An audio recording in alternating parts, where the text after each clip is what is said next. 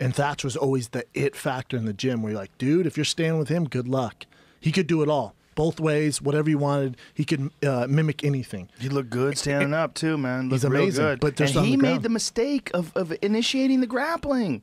I was like, Jesus Christ. And what hurts him even more, I don't know if you guys saw this with all the chaos going on with UFC 207, their head coach, Leister Bowling, who was my head coach, and I think one of the best in the game, is retiring. He's leaving Muscle Farm. Why is he doing that? Because his kids in wrestling, and he lives far away. And he's like, dude, I'm spending too much time with the guys traveling stuff. He goes, in the summer, I had 3 weekends with my kids. He's like, I just can't do it. And his son, little Leister's, like really getting competitive in wrestling, and Leister's his wrestling coach. How far away does he live from the gym? Wow. Like an hour.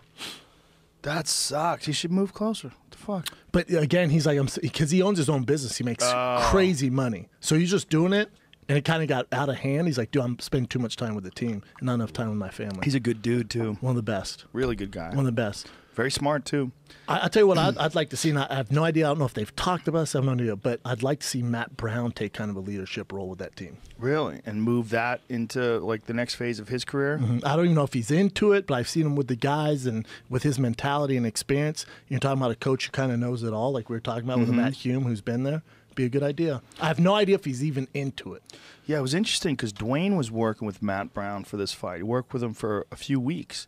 But I thought maybe we'd see more like footwork and movement from Matt that's like similar to Dwayne's style. But Dwayne's style doesn't work that way. Dwayne, you have to be in and you have to spend a ton of time with him. And I really think he's the perfect coach for TJ.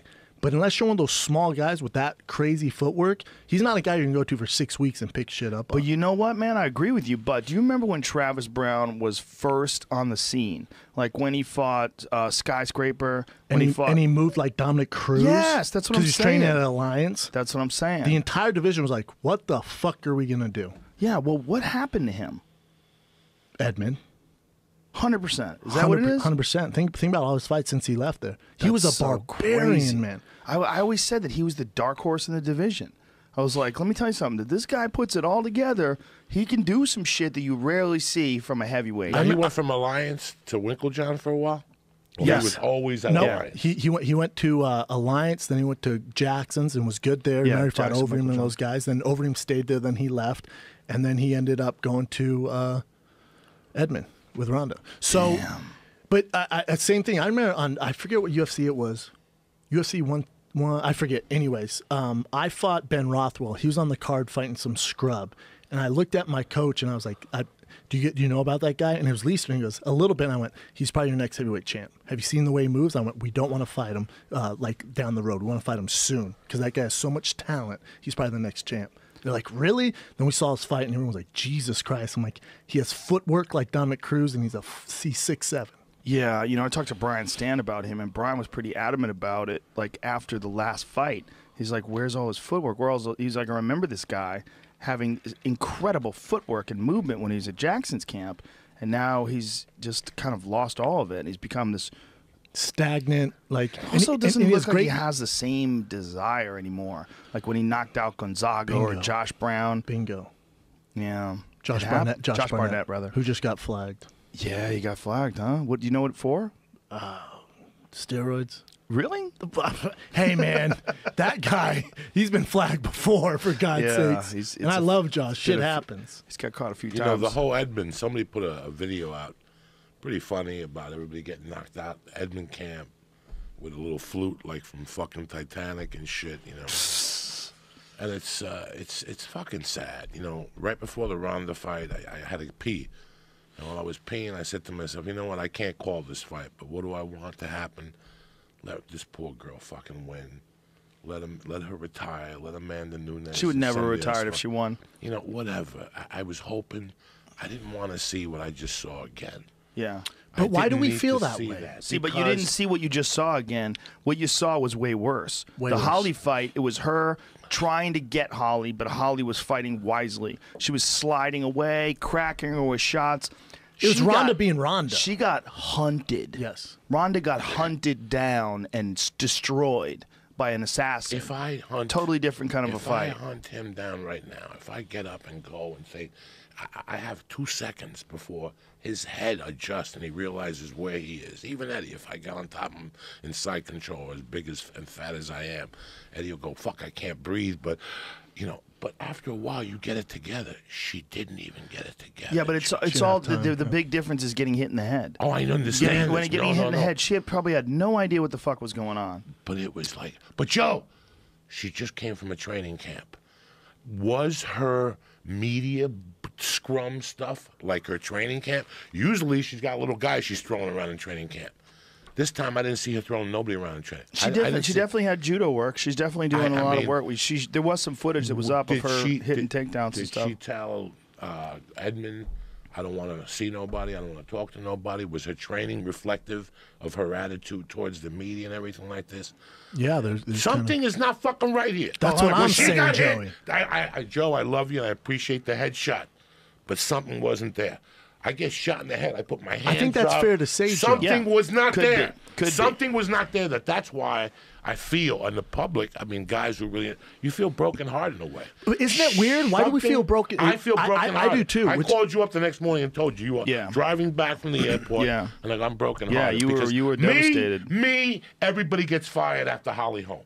Everybody. I go back to the Japanese Cultural Center with Masaki down there for $7 every time. That's not what made Ronda Ronda, though. She's so loyal. But if she was so loyal, she wouldn't have left the guy that got her into the UFC, though. What guy? Who? You talking about the manager? Yeah. The manager's different. Managers are scumbags. But if she was so loyal, she wouldn't have left him. But she's had. Who knows what that deal is? Yeah, you're talking about money. That's different. Story, money's different, though, right? There's two different versions of that story. I don't know who's right. I feel I'm the same way. And for whatever something was reason, not right there. I agree 100%, Joey. The head punch is great, but something wasn't there, Joe. Yeah, something wasn't there when she went to grab her. Yeah, Nunes went like this. It wasn't the same Ronda that good. Like this, Joe Rogan, like this. Yeah, it wasn't the same Ronda that came out for Holly and that tenacity. Brother. Joe, you remember that time you told me you mugged that gay guy and he beat the shit out of you? Yeah. Yeah. You know? Yeah. And he wasn't a gay guy. Yeah. Because I'll get in trouble now. What happened was guys that were thinking they wanted to be gay, like guys that had families and shit, that wanted to get their dick sucked, would have a few drinks in them. And they'd go to Hudson County Park to see if there was somebody there to get their dick sucked. Like before I went into your show last night, I parked. Sean just said, park in this lot. I didn't park in that lot.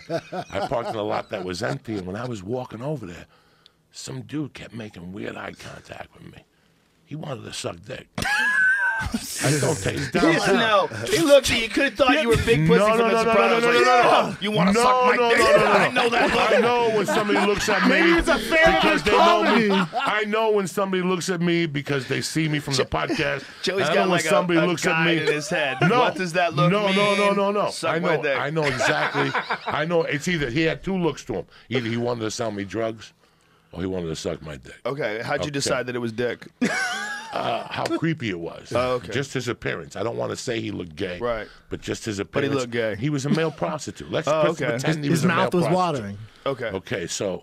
Anyway, so these guys. These guys would come down and they'd be half drunk. Like in hindsight, I think about it, and they're all these type of dudes that may not just be gay. They just have a family. But right. They like the gay. You know, it's 1980. Though, wouldn't it? In 1980, it wasn't easy to go, I'm coming out of the closet. There was a lot of guys in. Let me talk to you about something.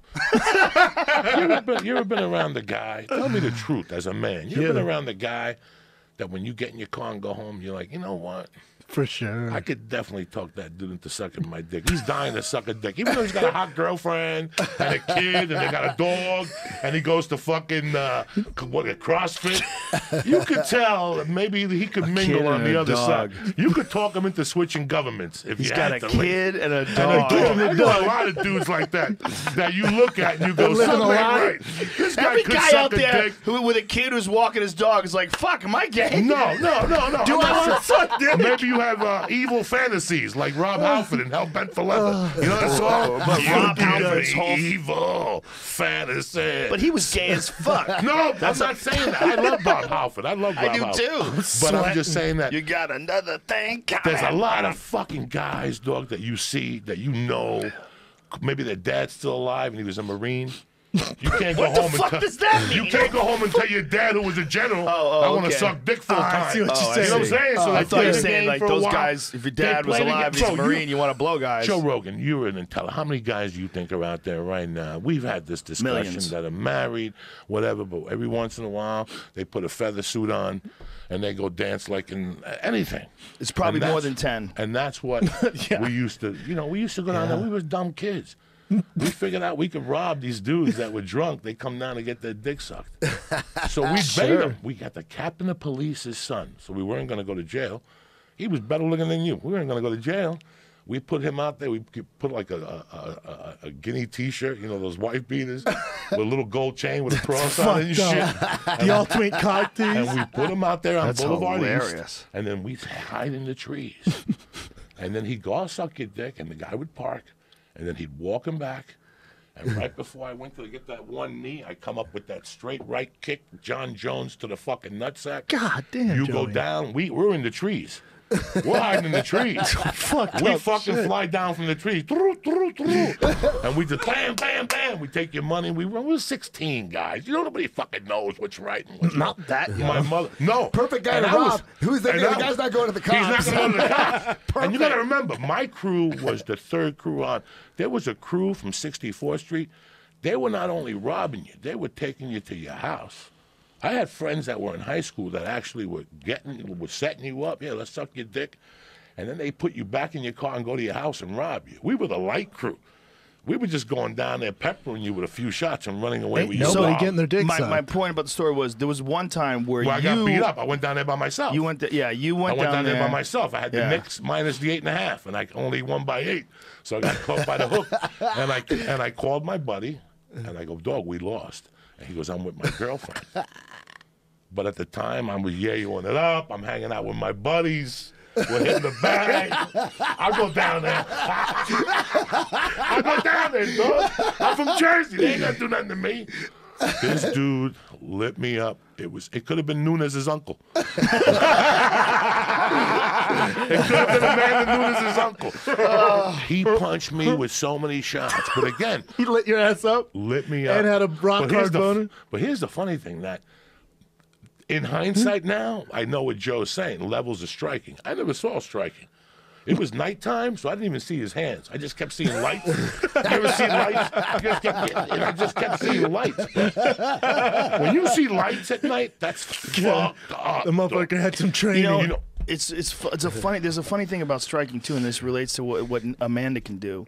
There's power, and then there's like whoa power. There's like crazy power. God-gifted power, yeah. Some people just have it, and you see it with Lineker. Lineker for sure has it. Rumble for sure has it. There's people that have this weird power. They have an ability to hit people, and you see people that normally can take a shot, and you see the look in their eye where they're in big trouble, like right away.